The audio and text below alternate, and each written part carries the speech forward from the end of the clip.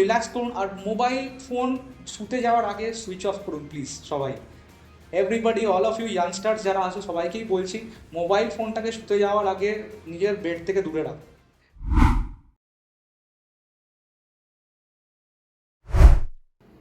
Welcome back to our second episode, Road to Glory from Power Combat Fitness. আজকের topic হচ্ছে আমরা যে discuss করব যে কিছু ফ্রিকোয়েন্টলি আস্ক কোয়েশ্চেন, কিছু কমন কোয়েশ্চেন যেটা আপনাদের বাকি লোকেদের মনের মধ্যে থাকে রিগার্ডিং কিক বক্সিং বা বক্সিং। আমাদের সাথে হচ্ছে Nilanjan Sharma, pro kick boxer, title belt holder. আপনার থেকে একটুখানি জানার ইচ্ছা রাখবো যে হোয়াট ইজ কিক বক্সিং আর বক্সিং। হ্যাঁ, তো basically kick boxing and boxing স্পোর্টসটা হচ্ছে যেমন ইন্টারন্যাশনালি তো অলরেডি রয়েছেই। ইন্টারন্যাশনালি এখন আমরা সবাই জানি কমব্যাট স্পোর্টসের মধ্যে কিক বক্সিং অ্যান্ড বক্সিং একটা পপুলার নেম, বাট এর হিস্ট্রি আছে, একটা প্রিভিয়াস হিস্ট্রি আছে রিগার্ডিং লাইক বক্সিংয়ের অনেক পুরনো হিস্ট্রি, স্টার্টিং ফ্রম তোমার আইরিশ এজ বা তোমার পুরনো যেটা ইউকে বলি, হ্যাঁ ইংল্যান্ডের টাইমে, ইংল্যান্ড এবং আয়ারল্যান্ডের অনেক পুরনো বেয়ার নাকেল বক্সিং হতো 1700s-এ।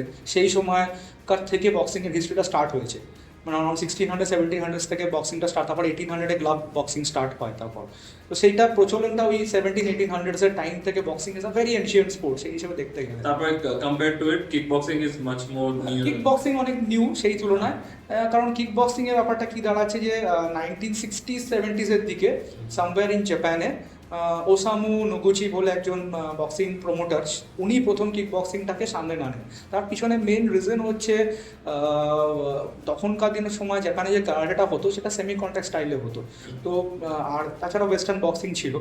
তো ওই দুটোকে একসঙ্গে কম্বাইন করে একটু ভালো রকমভাবে ফেস পাঞ্চিং এবং একটু হার্ড স্টাইল, যেটা রিংয়ের মধ্যে যে স্টাইলিংটা হয়, ফাইট স্টাইলটা, সেটা লোকে দেখতে চাইছিল। তো সেই ডিমান্ডের জন্যই উনি তখন কিক বক্সিংটাকে অ্যারাউন্ড 70s-এর দিকে জাপানে ফার্স্ট স্টার্ট হয়। এই জাপানে ফার্স্ট কিক বক্সিং স্টার্ট হওয়ার পর প্যারালেলি কিন্তু আমেরিকাতেও কিক বক্সিং হতো, এটা আমেরিকান কিক বক্সিং সে নাম ছিল। তো এই সব মিলিয়ে ওভারঅল মানে কিক বক্সিংয়ের বলতে পারো ইটস আ হাইব্রিড স্পোর্ট, আমরা স্টার্টিং সামওয়্যার অ্যারাউন্ড 1960s বা 70s আর্লিতে, এবং এটা কম্বাইন করছে in lot of styles of martial arts, যেরকম তোমার বলো কিয়োকুশিন কারাটের এলিমেন্টস আছে, মুয়াই থাইয়ের এলিমেন্টস আছে, বক্সিংয়ের এলিমেন্টস আছে, ঠিক আছে, তাইকোয়ান্ডোর এলিমেন্টস আছে। তো অনেক কিছু দিয়ে কিন্তু ওভারঅল একটা কিক বক্সিং একটা হাইব্রিড স্পোর্ট হিসেবে স্টার্ট হয়েছে। তো মোটামুটি তুমি বলতে পারো এটা হচ্ছে একটা overall history. But coming to India, আমাদের ভারতবর্ষে কিন্তু কিক বক্সিং নিয়ে একটা মানে ভালো রকম কি বলবো, আমাদের একটা পুরোনো একটা লিঙ্ক আছে, অনেক পুরোনো লিঙ্ক আছে।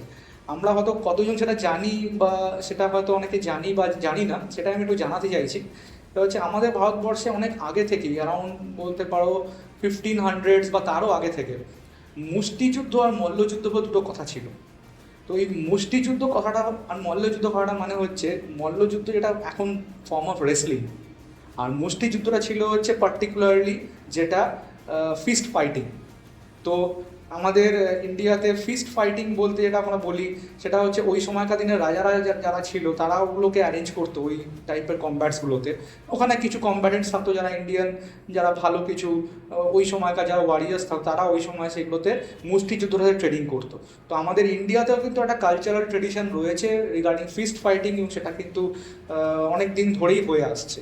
মানে সেটা বলতে পারো 1500 বা 1400 টাইম থেকে মুষ্টিযুদ্ধ, যেটা আমরা বলি ফিস্ট ফাইটিং বা মল্লযুদ্ধ, এটা কোনো রেসলিং, এই জিনিসগুলো মানে চলে এই আসছে। হিস্ট্রির মধ্যেও আমাদের কমব্যাট স্পোর্টস লুকিয়ে আছে। রাইট, আমাদের কমব্যাট স্পোর্টস ইন্ডিয়ার হিস্ট্রির মধ্যে ভালো রকম লুকিয়ে আছে, এবং আমরা it is not completely a foreign concept. না, ইট ইজ আমাদের যেটা জেনারেলি মনে হয় যে বক্সিং বিদেশি খেলা না। বা কিক বক্সিং বিদেশিরা করছে, আমরা শুধু যেরকম টিভিতে আমরা দেখতে থাকছি যে শুধু বিদেশিরাই বক্সিং রিং এ উঠছে, ইন্ডিয়ানদের অতটা দেখা যাচ্ছে না। কিন্তু এরকম ব্যাপার না যে এটা ইন্ডিয়ান হিস্ট্রিতে নেই, এটা আমাদেরও হিস্ট্রির মধ্যে আছে। আমাদের অ্যানসেস্টার্সরা অলরেডি খেলেছে, আমাদের হ্যাঁ, তারা অলরেডি এই জিনিসগুলোতে অভ্যস্ত ছিল এক সময়। তো এটা নয় যে পুরোপুরি কিক বক্সিং অ্যান্ড বক্সিংটা কিন্তু ফরেন কনসেপ্ট নয়, এটা ইন্ডিয়াতেও প্র্যাকটিস হয়েছে ইন দ্য ফর্ম অফ মুষ্টিযুদ্ধ পার্টিকুলারলি, যদি আমি ফিস্ট ফাইটিংয়ের কথা বলি। তো সো আমরা সব কিছুর মধ্যেই ছিলাম অ্যাকচুয়ালি, হ্যাঁ উই ওয়্যার ইনক্লুড। এখন আমরা অনেক মানে এখন আমরা মডার্নাইজ হওয়ার পর আমাদের নিজেদের রুটসগুলোই ভুলে গেছি, মডার্ন লাইফে যেহেতু হ্যাঁ, আমরা আমাদের রুটস থেকে ডিট্যাচ হয়ে গেছি। আমাদের অত মানে টাইম নেই বা অত নলেজ নেই হ্যাঁ। রিগার্ডিং আওয়ার আমরা ভাবি যে সবকিছু ফরেন থেকে আমরা বেস্ট অফ দি বেস্ট পাচ্ছি, কিন্তু সেই জিনিসটা আমাদের মধ্যেই রয়েছে, যেটা আমরা ভুলে গেছি। বাট ইটস আ কালচার, এটা লং টাইম আমাদের মধ্যেও ছিল ইন দ্য ফর্ম অফ মুষ্টিযুদ্ধ। এবার কিছু মানে কমন একটা কোয়েশ্চেন আছে, সেটা হচ্ছে কিক বক্সিং বা বক্সিং করলে কি ইনজুরিজ এর চান্সেস থাকে বা is it prone two injury, এরকম কোনো ব্যাপার? দেখো, খেলা মানে টুকটাক চোট তো হতেই পারে। আজকে তুমি যে কোনো স্পোর্টস, এটা ইট is a form of sports. Kick boxing and boxing is a form of combat sports. এবার তুমি যে কোনো স্পোর্টস নিয়ে নাও, তুমি নিয়ে নাও ট্র্যাক অ্যান্ড ফিল্ড নিয়ে নাও, রানিং নিয়ে নাও, তুমি ফুটবল নিয়ে নাও, ক্রিকেট নিয়ে নাও, পাওয়ার লিফটিং লিফটিং ট্রেনিং নিয়ে নাও, বডি বিল্ডিং হ্যাঁ বডি বিল্ডিং তুমি নিয়ে নাও। It is also consider very right now একটা রিনাউন্ড স্পোর্ট হিসেবে বডি বিল্ডিংকেও দেখা হচ্ছে। হ্যাঁ, তো তুমি যে কোনো রকম তুমি স্পোর্টস নিয়ে নাও, সেটা হচ্ছে তোমার যে কোনো, তাতে যে কোনো প্র্যাকটিশনার থাকুক, starting from the beginner level to the intermediate to the advance level, তো injury can happen, it is a part of life. ইনজুরিকে রেসপেক্ট করে চলা, সেটাকে রিকভারি করা এবং তারপর আগামী দিন আরও ট্রেনিংটাকে বেটার করা, এটাই হচ্ছে সব স্পোর্টসম্যানরাই জানে। কোনো স্পোর্টস এটা গ্যারান্টিড নেই যে রিস্ক অফ ইনজুরি হ্যাঁ হবে না, যে কোনো ফিজিক্যাল অ্যাক্টিভিটি তুমি আজকে চলতে গিয়েও তোমার পাটা মুড়ে যেতে পারে, রাইট? তো সেই একই ব্যাপার, তোমার কিক বক্সিং মানেই যে আমার ইনজুরি হয়ে যাবে, এই কথাটা মাথা থেকে বাদ দেওয়াটাই আমার মনে হয় বেটার হবে। হ্যাঁ, কারণ আমি বোধহয় এটাতে বেশি রিলেট করতে হবে আমাদের অডিয়েন্স, যে ইভেন বডি বিল্ডিং এ বড় বড় যারা বডি বিল্ডার আছে তাদেরও কোনো মাসেল টিয়ার মাসেল পুল হয়, ইভেন ট্র্যাক অ্যাথলিটসদেরও কোনো সময় ইনজুরি হতে থাকে। তুমি সিম্পলি দেখো না, বড় বডি বিল্ডার তো তুমি আছেই, তাছাড়া তুমি সিম্পলি জিমেও দেখো ট্রেনিং করতে গিয়ে মানুষের কত রকম ইনজুরি হয়ে যাচ্ছে, আজকে এখানে একটা লেগে গেল, কালকে ওখানে একটা লেগে গেল, হয়ে তো থাকেই। তো টুকটাক ইনজুরি তো হয়েই যায়, মানুষ তো সেখান থেকে রিকভার করেই এগোচ্ছে। তো it is the thing, like kick boxing বলে যে ইনজুরি হবে আমি করবো না, আমার ভয় লাগছে, এরকম কিছু ব্যাপার নয়। এটা প্র্যাকটিস করতে গেলে take it as a sport. মানুষকে আমি এটাই বলবো যে তারা যেন একটা খেলা হিসেবে নেয়, যেরকম বাকি আর 10টা খেলা আছে সেরকম কিক বক্সিংও একটা খেলা। তো সেই জিনিসটাকে একটা খেলার মতো নিয়ে যদি মানুষ টেকনিক্যালি প্র্যাকটিস করে, নিজেকে ট্রেনিং ওয়াইজ ইমপ্রুভ করে, তাহলে অফকোর্স সে বেটার করতেই পারবে। ইনজুরিসটা ওটা টুকটাক ইনজুরি, কখনো যদি কিছু হয়ে থাকে সেটা সে খুব তাড়াতাড়ি ওভারকাম করে বেরিয়ে চলে আসতে পারে। ঠিক আছে, তার জন্য আমরা কোচেসরা রয়েছি। Ultimately it's a combat sport, কমব্যাটের উপর বেশি ফোকাস করে স্পোর্টস ব্যাপারটা। হ্যাঁ, it's all time it's a sport only, যেটা আমরা একটা খেলার মাধ্যমে আমরা জিনিসটাকে দেখছি, এবং তার জন্যই তো আমরা কোচেসরা রয়েছি। We are all there to guide, যে রিগার্ডিং যে আপনাদের বাচ্চারা যারা আসবে বা যারা ট্রেনিং করবে, যারা বাই ট্রেনিং করবে, তাদের জন্য তাদেরকে প্রপারলি সঠিকভাবে স্পোর্ট ওয়াইজ গাইড করার জন্য, যাতে তারা ভালোভাবে তারা করতে পারে, সুষ্ঠুভাবে করতে, সেটার জন্যই তো আমরা রয়েছি। সেটাই হচ্ছে ব্যাপার। আমাদের আরেকটা কোয়েশ্চেন যেটা খুবই মানে আমাদের মেইন কনসার্ন এখন ডেইলি লাইফে, সেটা হচ্ছে ওয়েট লস। কিক বক্সিং বা বক্সিং ট্রেনিং এর থ্রু কি weight loss achievable? 100%। Kick boxing এই ট্রেনিংগুলোতে, কিক বক্সিং পার্টিকুলারলি এটা খুবই ইন্টারন্যাশনালি ফেমড একটা ওয়েট লস প্রোগ্রাম হিসেবে সার্টিফাই করা হয়েছে with all the fitness experts all around the world. Weight লসটা খুব ভালো কিক বক্সিংয়ের সঙ্গে যায়, কারণ তার রিজন হচ্ছে কিক বক্সিং একটা খুবই হাইলি মেটাবলিক অ্যাক্টিভিটি, আপনার মেটাবলিক রেটটা খুব ভালো করে, যে একটা হাই ইন্টেন্সিটি মুভমেন্টের মধ্যে আপনি থাকছেন, আপনার বডিটাকে পুরোপুরি মুভ করাতে হচ্ছে নানান রকম অ্যাঙ্গেলের মধ্যে, নানা রকম ট্রেনিং প্রোগ্রামের মধ্যে। তার সঙ্গে তো সেটাতে কী হয়, বেসিক্যালি আপনি যখন সেটা করছেন, আপনার বডি ওয়েটটাকে এখন খুব মুভ করাচ্ছেন বিভিন্ন অ্যাঙ্গেলে, আপনার বডিতে খুব ভালো মেটাবলিক রেটটা খুব ভালো লেভেলে উঠছে। একটা ওভারঅল অ্যাক্টিভিটি, ফাংশনাল অ্যাক্টিভিটি, তার সঙ্গে আপনার ব্যালেন্স ডেভেলপ করছে, আপনার কোঅর্ডিনেশন ডেভেলপ করছে, আপনার কগনিটিভ অ্যাক্টিভিটি ডেভেলপ করছে, আপনার ব্যালেন্স কোঅর্ডিনেশনটা খুব হাই লেভেলে ডেভেলপ করছে। এর সঙ্গে অ্যাডিশনালি আপনি কী আরও শিখছেন, আপনি শিখছেন সেলফ ডিফেন্স, আপনি শিখছেন তার সঙ্গে কিক আর পাঞ্চ কীভাবে থ্রো করতে হয়, কীভাবে আমি স্ট্রিট স্মার্ট এবং কনফিডেন্ট থাকতে পারবো। তো এতগুলো জিনিস আমি পাচ্ছি উইথ ওয়েট লস প্রোগ্রাম। আর ওয়েট লস এই জন্য বলছি কারণ কিক বক্সিংয়ের যে মুভমেন্টসগুলো আছে খুব তাড়াতাড়ি আমাদের মিড সেকশনটায় খুব মানে আমাদের হ্যাঁ অ্যাবডোমিনাল এরিয়া, হিপ এরিয়াটাকে, হ্যাঁ কারণ দেখো তুমি পাঞ্চ মারবে, তুমি কিক মারবে, এভরিথিংয়ে তোমার হিপ আর অ্যাবডোমেনটা খুব কাজ করবে। তো হিপ আর অ্যাবডোমেনই তো ম্যাক্সিমাম ফ্যাটটা জমে মানুষের, ছেলে বা মেয়ে উভয় তাই হয়। তো সেই জন্য হিপ আর অ্যাবডোমেনটা যখন খুব ভালোভাবে কাজ হবে না, তখন খুব তাড়াতাড়ি ওয়েট লসটা অ্যাচিভ করা যায়।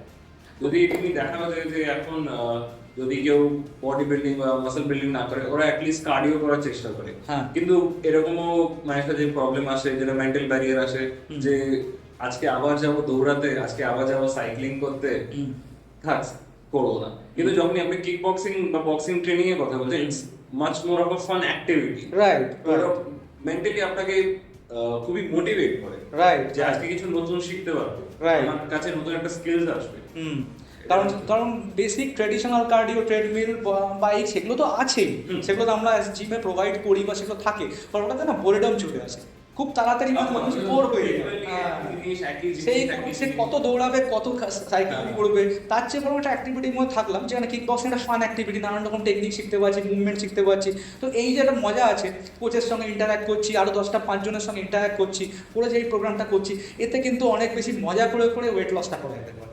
সেই জন্য it's a much a recommended program. Yes.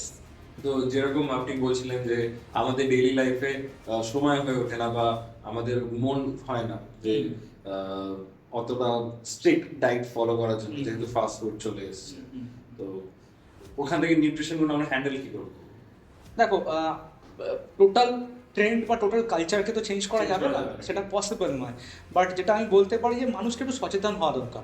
আমার মনে হয় কোভিডের পর থেকে, করোনার পর থেকে মানুষ অনেকটা সচেতন হয়েছে রিগার্ডিং দেয়ার লাইফস্টাইল।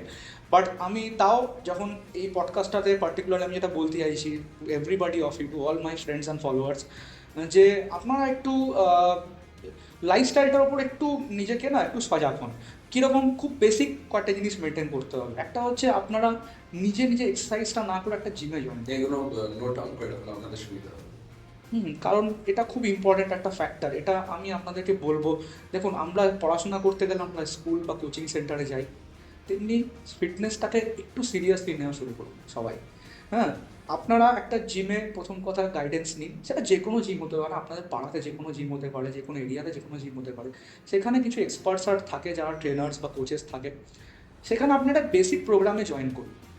আমি এটাই বলছেন, আপনাদের বাজেটের উপর ডিপেন্ড করতে পারে রিগার্ডিং পার্সোনাল ট্রেনিং অ্যান্ড অনেকগুলো অনেকটা ব্যাপার থাকে। যে রেঞ্জটা যত হ্যাঁ, অ্যাফোর্ডেবল। হ্যাঁ, আপনি একটা বেসিক একটা প্রোগ্রাম প্রথম জয়েন করুন। সেখানে আপনি কী করবেন, সেখানে একটা বেসিক স্ট্রেন্থ ট্রেনিং প্রোগ্রাম করবেন, তাদের গাইডেন্সে করলেন, একটা স্ট্রেন্থ ট্রেনিং প্রোগ্রাম করলেন, তার সঙ্গে সঙ্গে কিছু কার্ডিও করলেন, যেরকম আমাদের অ্যাভেলেবিলিটি থাকে।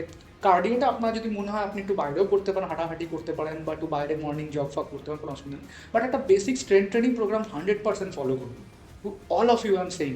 কারণ যত আমাদের সার্টেন একটা এজ হচ্ছে, মানুষের কিন্তু জয়েন্টস কিন্তু অনেক উইক হচ্ছে, আর due to all this sodium content, যত বেশি সোডিয়াম কন্টেন্ট এখন ফুডের মধ্যে প্রচণ্ড হাই, কেন ক্যালসিয়াম কিন্তু প্রচণ্ড বেশি ক্ষয় হচ্ছে আমাদের শরীরে। আমাদের বোনসগুলো কিন্তু আস্তে আস্তে ব্রিটল হয়ে যাচ্ছে, বোন ডেন্সিটি নষ্ট হয়ে যাচ্ছে। অস্টিওম্যালেশিয়া, অস্টিওপোরোসিস কিন্তু অনেকেরই আসবে আগামী দিনের after 40s and 50s। Predominant disease হয়ে। ইয়েস। এবং তার সঙ্গে সঙ্গে আপনি যদি ওয়েট ট্রেনিংটা যদি আপনি মেনটেন করেন, আপনার জয়েন্টস এবং আপনার মাসেলটা ভালো থাকবে, মাসেল হেলথটা ভালো থাকবে, আপনার বডির একটা বেসিক স্ট্রেংথ ভালো থাকবে। তার সঙ্গে আপনি একটু কার্ডিও করলেন, অফকোর্স এগুলোতে আপনার ওভারঅল ট্রেনিংটা করলে আপনার একটা ফ্যাট লস হবে, এবং আপনার সুন্দর একটা চেহারা আপনি ধরে রাখতে পারবেন। এর সঙ্গে আপনাকে কিছু লাইফস্টাইল ফলো করতে হবে। খালি জিম করলে হবে না, জিমের বাইরে একটা লাইফস্টাইল ফলো করা দরকার আছে। সেটা কি? যে আপনার যে বেসিক ডায়েটটা, আপনি একটা ভালো করে একটা ব্রেকফাস্ট করবেন, একটা হেলদি ব্রেকফাস্ট করবেন। ব্রেকফাস্ট একটু ভালো করে পেট ভরে ব্রেকফাস্ট করবেন, যাতে আপনার সারাদিন যাতে আপনি সেই ব্রেকফাস্ট নিয়ে চলতে পারেন। লাঞ্চটা অনেকে ডিপেন্ড করে রিগার্ডিং অফিস বা যার যেরকম সেট আপ থাকে, কেউ বাড়ি থেকে করছে, কেউ অফিস থেকে করছে, সেটা আপনারা দেখে নেবেন। অফিস হলে অনেক সময় ড্রাই লাঞ্চ পছন্দ করে, রুটি বা ভাত, তার সঙ্গে হ্যাঁ সিম্পল একটা, তার সঙ্গে কিছু কুইক হয়ে গেল। যারা নন ভেজ তারা চিকেন টিকেন খেলো, যারা ভেজ তারা একটু সবজি গ্রিন ভেজিটেবলসগুলো একটু ভালো করে রাখলো। ওভারঅল গ্রিন ভেজিটেবলস এবং প্রোটিনটা প্রত্যেকটা মিলের মধ্যে রাখার চেষ্টা করবেন, কারণ এটা খুব দরকারি। গ্রিন ভেজিটেবলসটা আমাদের ফাইবার প্রোভাইড করে, আমাদের শরীরটাকে খুব সুন্দর করে, মানে আমাদের বডিতে কোনো রকম কনজেশন হবে না, কনস্টিপেশন, কনজেশন, এই জিনিসগুলো হবে না, পেট ক্লিয়ার থাকবে ফাইবার ভালো করে নিলে। এটা ইম্পর্টেন্ট। প্রোটিনটা খুব ইম্পর্টেন্ট। আমাদের ইন্ডিয়ান ডায়েটে কিন্তু প্রোটিন খুব lacking. We are all eating carbs. Let me tell you everybody, we are all eating carbs and carbs. Majorly carb based diet. Throughout the day we are eating carbs. এই জন্য আমরা আমাদের ফ্যাটটা কমাতে পারছি না। আমাদের কিন্তু প্রোটিন কোয়ান্টিটিটাকে আমাদের ডায়েটের মধ্যে ইনক্লুড করতে হবে। Everybody should have 1 gram of protein per body weight. তার মানে কারো যদি 1 কেজি বডি ওয়েট হিসেবে দেখি তাহলে 1 গ্রাম অফ প্রোটিন, তাহলে কারো যদি 80 কেজি বডি ওয়েট হয় বা 60 কেজি বডি ওয়েট হয় তাহলে তার 60 গ্রাম অফ প্রোটিন বা 80 গ্রাম অফ প্রোটিন তার বডিতে থাকতে হবে to maintain the bodily functions, তার মাসকুলেচার ভালোভাবে মেনটেন করার জন্য এবং তাকে স্ট্রেংথ রাখার জন্য, তার বডিতে রিকভারি রাখার জন্য।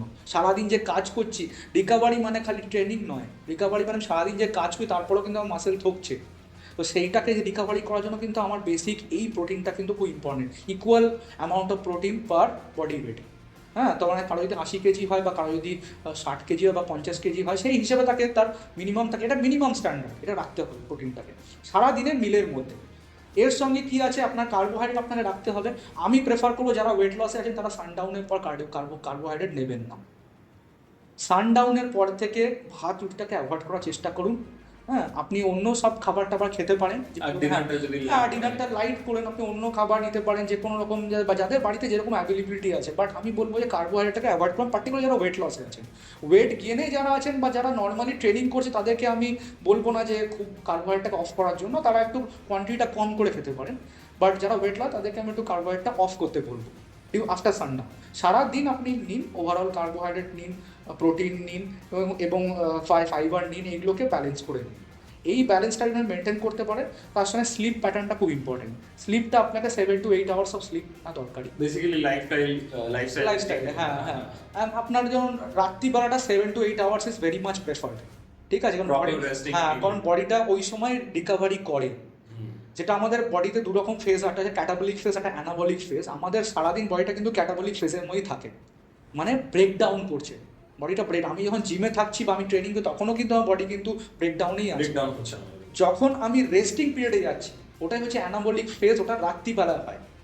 তো অ্যাট নাইট টাইম আমরা যখন রেস্ট নিই তখনই কিন্তু বডিটা অ্যানাবলিক ফেজে যায়। অ্যানাবলিক ফেজে গেলে বডিটা রিকভার করে এবং গ্রো করে। সারাদিনে আমি যে এফর্টটা দিলাম তার উপর বডিটা গ্রো করছে, রিবিল্ড করা হয়, ওটা রিবিল্ড করে, কারেক্ট। তো ওই টাইমে যদি এসেনশিয়াল প্রোটিনস বা আমাদের এনার্জি সোর্স না থাকে তখনই ডিসরাপ্ট হয় আমাদের, রাইট। আর রাত্রিবেলাটা আমি বেশি কার্বোহাইড্রেট এই জন্য প্রেফার করি না, কারণ যদি বেশি কার্বোহাইড্রেট নিই না তো ওটা আলটিমেটলি ওটা গিয়ে গ্লুকোজে গিয়ে কনভার্ট হয়ে যাচ্ছে, বডিটাতে আরো ফ্যাটটাকে কনজিউম করে। আর রাত্রিবেলা তো অ্যাক্টিভিটি সেরকম ভাবে কিছু থাকে না, গ্লুকোজ ফ্যাটে ওটা ইয়ে হয়ে যাবে, ওটা মেটাবোলাইজ হয়ে যাবে। তো সেই জন্য ব্যাপারটা কি স্টোর হয়ে যাচ্ছে বেসিক্যালি। তো সেই জন্য আমি কি বলছি যে রাত্রিবেলাটা আপনারা বেশি করে মানে কার্বোহাইড্রেট না নিয়ে আপনারা হালকা খাবার খেয়ে আপনারা ভালো করে স্লিপ করার চেষ্টা করুন। স্লিপ লাইট খাবার যাতে, হ্যাঁ, যেটা ইজিলি ডাইজেস্টেবল। এবার ঘুমটা ভালো করে নিন, সারাদিনে আপনি 3 থেকে 4 লিটার জল খান, ঠিক আছে। এইগুলোই হচ্ছে সবচেয়ে ইম্পর্টেন্ট। ঘুম থেকে উঠে একটু রিল্যাক্স করুন, আর মোবাইল ফোন শুতে যাওয়ার আগে সুইচ অফ করুন প্লিজ সবাই। Everybody, all of you youngsters যারা আছো সবাইকেই বলছি, মোবাইল ফোনটাকে শুতে যাওয়ার আগে নিজের বেড থেকে দূরে রাখো, ঠিক আছে। এটাকে কমপ্লিটলি সুইচ অফ করে তারপর তোমরা ঘুমাতে যাও। So that will be giving you a healthy lifestyle. আর আমি এটা সবাইকেই বলবো যে একটু নিজে থেকে এক্সারসাইজটা করছেন, ঠিক আছে, ভালো কথা, বাট আমি বলবো always is better to go to a gym and to get a guidance, এবং সেই গাইডেন্স নিয়ে ট্রেনিং করাটা মাচ বেটার। তো দ্যাটস অল গুড। আচ্ছা, এতগুলো যে বেনিফিটস আছে, এতগুলো যে ওয়েট লসে, মাসেল গেইনে, nutrition, training advice, self defence, এই যত ব্যাপারে আমরা ডিসকাস করেছি, আমি জিজ্ঞাসা করতে চাইবো যে পাওয়ার কমব্যাট ফিটনেস বা পিকেএফ জয়েন করাতে ওইগুলোতে আমাদের কি হেল্প হবে বা আমাদের ওইগুলোতে এক্সপোজার আরো বাড়বে? 100%। কারণ আপনারা যখন এখানে জয়েন করছেন আপনারা আমাদের গাইডেন্সে চলে আসছেন, আমাদের এক্সপার্ট গাইডেন্সে চলে আসছেন।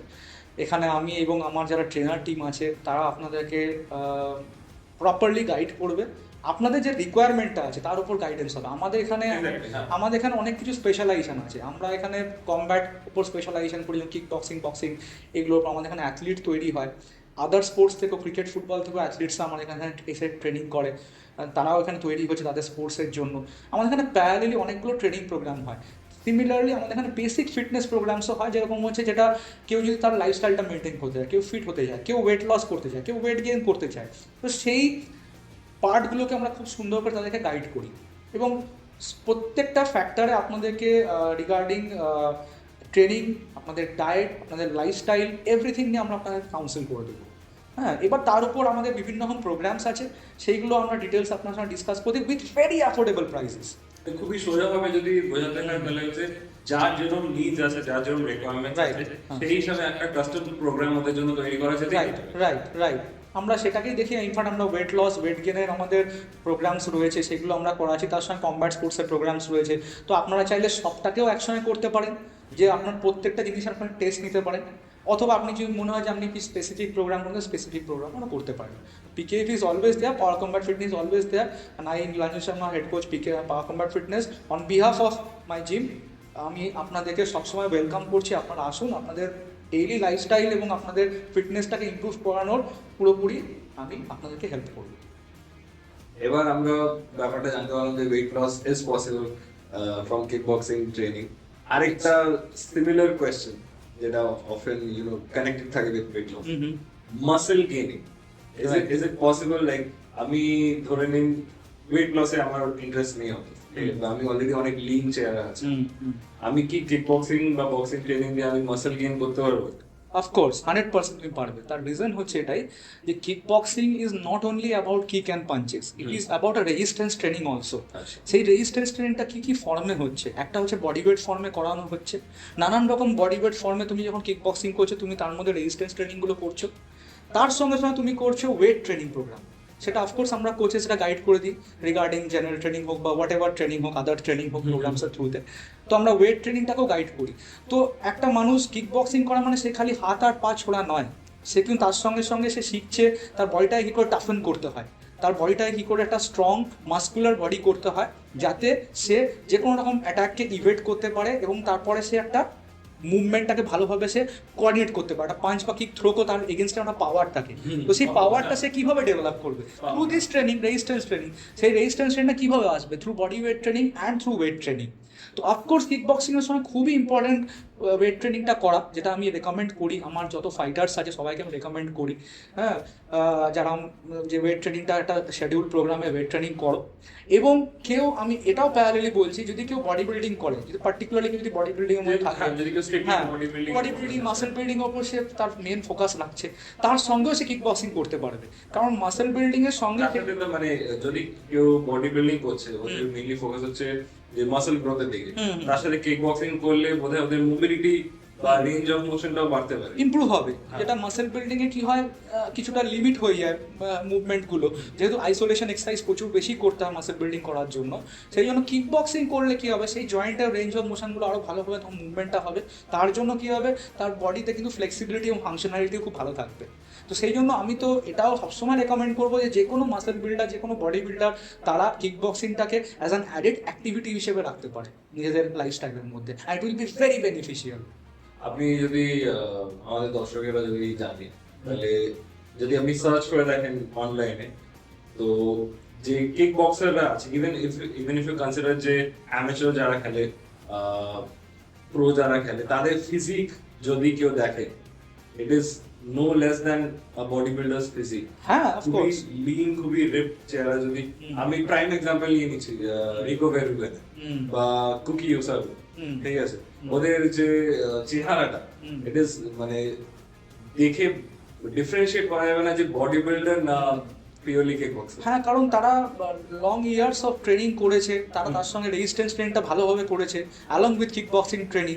কিক বক্সিংয়ে তো পাওয়ার দরকার হয় ট্রেনিংয়ে, একটা ভালো লেভেলে খেলতে গেলে একটা সার্টেন অ্যামাউন্ট অফ পাওয়ার যে কোনো স্পোর্টসেই দরকার হয়। একটা পাওয়ার ডেলিভারি না থাকলে তুমি একটা স্পোর্টসকে পারফর্ম করতে পারবে না, পারফরমেন্স আসবে না উইদাউট পাওয়ার। তো power is very related to performance. তো সেই পাওয়ারটা ডেভেলপ করতে গেলে তো রেজিস্ট্যান্স ট্রেনিং দরকার, উইথ ট্রেনিংই হবে। তো সেই রেজিস্ট্যান্স ট্রেনিং করতে গেলে বডি তো একটা শেপিং হবেই অফকোর্স। তো সেই জন্য অনেক ভালো ভালো লেভেলের অ্যাথলিটস থেকে তুমি দেখবে, এবং ইনফ্যাক্ট সব জায়গাতেই তুমি দেখবে যে কোনো কমব্যাট স্পোর্টসের সঙ্গে একটা ভালো চেহারাও কিন্তু সঙ্গে আসে। সেটা because of not only the combat sports but also the training associated with it. তার মানে তার রেজিস্ট্যান্স ট্রেনিং তার সঙ্গে যেটা করছে তার সঙ্গেও হয়। তো ইকুয়ালি কেউ মাসেল বিল্ডিং বা বডি বিল্ডিং করেও কিন্তু সে কিক বক্সিং করতে পারে। হ্যাঁ, তো টেকনিক্যালি আমাদের কিক বক্সিং এর থ্রু ওয়েট গেইন হবে, যদি কেউ চায় ওয়েট লসও করা যাবে, ওয়েট গেইনও করা যাবে, মাসেল গেইন হচ্ছে। রাইট। এবার আরেকটা ব্যাপার যেটা হচ্ছে, সেটা যেহেতু এটা কমব্যাট স্পোর্টস, ঠিক আছে, এটা শিখে কি আমরা রিয়েল লাইফ সেলফ ডিফেন্সে অ্যাপ্লাই করা যেতে পারে? বিকজ অনেক টেকনিক আমরা দেখেছি, কারাটে থ্রু আছে, ক্রাফ মাগা থ্রু আছে, গ্র্যাপলিং এর থ্রু আছে, but is kick boxing up to that level, বা kick boxing is available for মতলব ইউজ করা যেতে পারে সেলফ ডিফেন্স? 100%। মেন রিজনটা এটাই মেনলি, সেটা হচ্ছে যে কিক বক্সিং অ্যান্ড বক্সিংয়ে তোমাকে এটা প্রথম জিনিস শেখায়, সেটা হচ্ছে ফেস পাঞ্চে কীভাবে তুমি ইভেট করবে। ভেরি প্রাইমারি যেটা movement of kick boxing and boxing হচ্ছে ফেস পাঞ্চে কীভাবে তুমি ইভেট করবে, তার সঙ্গে তুমি কীভাবে কাউন্টার করবে, কি মুভমেন্ট তুমি রাখবে তোমার বডিতে, এবং তার সঙ্গে সঙ্গে তুমি সেখানে কি কি টেকনিকের উপর তুমি ইজিলি সেই সিচুয়েশনটাকে নর্মালাইজ করতে পারবে, নিউট্রালাইজ করতে পারবে। তো এই ট্রেনিংটাই, আর প্যানিক কন্ট্রোল, তার সঙ্গে সঙ্গে যেটা প্যানিক কন্ট্রোল নর্মাল লোকেদের হয়ে থাকে যে হ্যাঁ। আমরা কোনো ইন্টেন্স সিচুয়েশনে পড়ে গেলে বা কোনো অ্যাগ্রেভেটেড সিচুয়েশনে পড়ে গেলে আমাদের ফার্স্ট রিঅ্যাকশন হয় যে প্যানিক করা, হ্যাঁ। না বুঝে ওঠা যে আমরা এখন কি করব, হ্যাঁ। পালাবো, কনফ্রন্ট করবো, কিছু আমরা বুঝতে পারি। ইনফ্যাক্ট অনেকে সেলফ ডিফেন্স সিনারিওতে যেটা অনেক সময় হয়ে থাকে সেটা হচ্ছে যে মানুষ ফ্রিজ হয়ে যায় হ্যাঁ। অ্যাট দ্য পয়েন্ট অফ সিনারিওতে, যে পয়েন্টটা অ্যাকচুয়ালি সেই সিনারিওটা হয় না, ওই পয়েন্টে মানুষ ফ্রিজ হয়ে যায়, বডি স্টিফ হয়ে যায়, Stiff কিছু হয়ে যায়, মানুষ কিছু বুঝে উঠতে পারে না হ্যাঁ। কি করবে না করবে, শকে চলে যাওয়া। শকে চলে যাবে। তখন বডিতে না ফাইট অর ফ্লাইট বলে একটা অপশন আছে, Reflex যেটা। রিফ্লেক্স একটা চলে, নিউরোমাসকুলার রিফ্লেক্স আছে। তো সেখানে না ফাইটটা করে উঠতে পারে না বডি ম্যাক্সিমাম টাইম। বিকজ যদি বডি ওরকম ভাবে ট্রেন্ড না থাকে, এটা মিসকনসেপশন হতে পারে বা লোকেরা ভুলভাবে জেনে থাকতে পারে যে রিফ্লেক্স ট্রেন করা যায় না। রিফ্লেক্স অ্যাকচুয়ালি ট্রেন করা যায়। অ্যাকচুয়ালি যায়। যদি কাউ প্রায়ার রিফ্লেক্স থাকে যে ফ্রিজ হওয়া শুরু, through training, through any kind of training, ওটা ফাইটে রিফ্লেক্সে কনভার্ট করা যেতে পারে।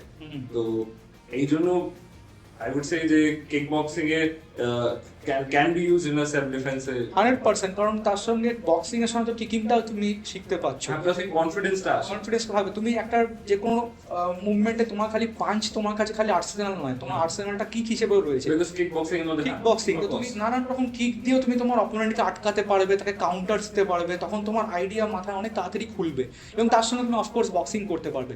বেসিক যে কোনো রকম স্ট্রিট কনফ্রন্টেশনে পুশ, একটা ওয়াইল্ড টাইপের হুক, অথবা একটা বডি টু একটা ফেসে একটা পাঞ্চ, এইগুলোই নর্মালি লোকে করে থাকে। হ্যাঁ, বিকজ মেইনলি অ্যাটাকারদের ফোকাস থাকে হচ্ছে ফেসের উপর, হ্যাঁ। কোনোভাবে হাত ঘুরিয়ে হোক, কোনোভাবে হোক, হ্যাঁ।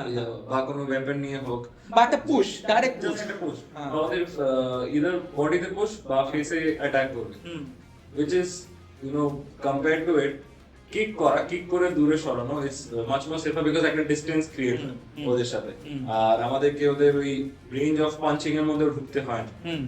অ্যাকচুয়ালি কিক বক্সিং ট্রেনিং যদি কারো ভালো থাকে, সে বোথ আর্মড কমব্যাট এবং আনআর্মড কমব্যাট দুটোই করতে পারবে। কেউ যদি কারো আর্মস নিয়েও থাকে না, সে ভালো লেভেলে যদি সে শিখে নিতে পারে কিক বক্সিংটা, তাহলে সে আর্মড যে অ্যাডভাইসারি আছে তাকেও কিন্তু সে পেনালাইজ করতে Kind of পারবে। করতে পারবে। হ্যাঁ। তো সেইটার ট্রেনিংটা থ্রু টাইম তার লাগবে, তাকে Of course, training time. Practice করতে হবে, তাকে প্র্যাকটিস করতে তার সেই কনফিডেন্স তৈরি হবে। তো এটাই অফকোর্স 100% সেলফ ডিফেন্সে কাজে আসবে। থ্যাংক ইউ স্যার আমাদের এই এপিসোডে আমাদের সাথে জয়েন করার জন্য। অনেকটাই আমাদের কনসেপ্টগুলো ক্লিয়ার হলো, আমাদের যা যা বেসিক ডাউট ছিল, মেবি আরো কিছু ডাউটস থাকতে পারে, আপনারা যদি চান তাহলে কমেন্টে জিজ্ঞাসা করতে পারেন, will be happy to help you guys. Let's see you on the next episode. Thank you.